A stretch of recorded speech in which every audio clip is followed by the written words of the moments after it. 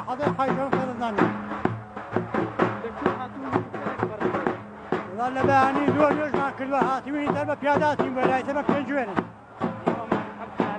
نیوەمان خەڵکی ئیسفهانە نیوەمان خەڵکی حدودە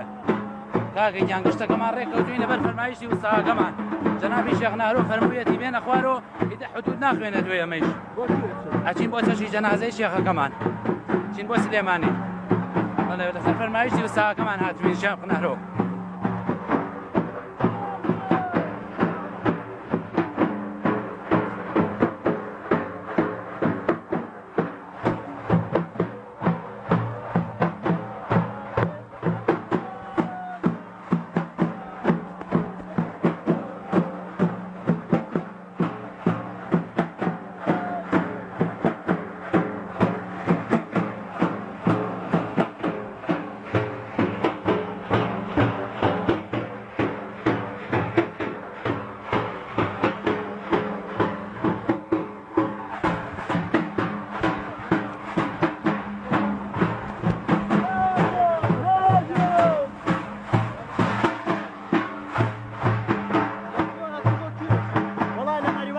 چیم بۆ سلێمانی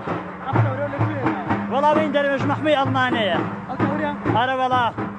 ئەوە گەر پێویستکە بۆ کەیەکی ئینکاریکە کارێکی پێویست بێ بۆ یەکەین بۆ لێدانی خۆمان بۆ تێخبازی وەڵا بڵێم لەکەیە وەڵا لە بەیانیەوە لە مەرزی ئێران لە حدودی ئێران ئیسلاحەتمان کرد ڕێگەیان گرتنی تو دوای خۆمان ڕێگەمان شکان و بەڕێکەوتین ڕوبە ئێرە هاتی ئارە وەڵا چوار دانە بریندارمان لێکەوتەوە ئەرە وەڵا ئیزەیەکیان لە خەستەخانەی مەریوان لە مەریوان دوانیشیان پێم وایە پێمان بێ دەروێشەکان خستان ناو سیارە هێنان بۆ سلێمانی نەگەڕانەوە وەڵا بە تەورەکەین تێخبازیە کرد پێویستکە بۆ تێخبازی دەروێشی نێمە ئەسلحەی دەست دەروێژەوەتە هەج وەختێک کە پێویستکە بەوە لە خۆمان دەدەین و تێخبازی پێەکەین ئەوە ئەسلحەی دەست دەروێشە